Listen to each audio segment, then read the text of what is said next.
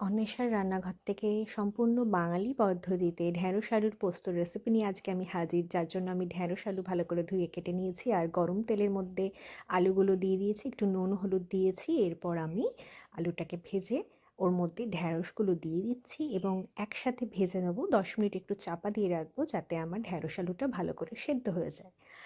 আর এদিকে আমি ঢাকা দিয়ে রেখেছিলাম 10 মিনিট। এরপর ঢাকাটা খুলে দেখুন ভালো করে ভাজা হয়ে গেছে। আমি বেটে রাখা কাঁচা লঙ্কা পোস্তটা দিয়ে দিলাম আর একটু কালারের জন্য কাশ্মীরি গুঁড়ো লঙ্কা দিয়েছি। আপনারা একটু চিনি আর নুন স্বাদ অনুযায়ী দেবেন।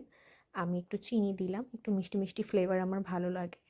আর ঝালটা সম্পূর্ণই নিজস্ব ব্যাপার, আপনারা কতটা ঝাল ইউজ করবেন। আর আমি ভালো করে কষিয়ে নিচ্ছি। আর আপনাদের এরকম ঢ্যাঁড়স পোস্ত ডাল দিয়ে ভাতের সাথে ভালো লাগে না রুটির সাথে ভালো লাগে অবশ্যই কমেন্ট করে জানাবেন। এবারে একটু আমি 5 মিনিটের জন্য ঢাকা দিয়ে রাখছি।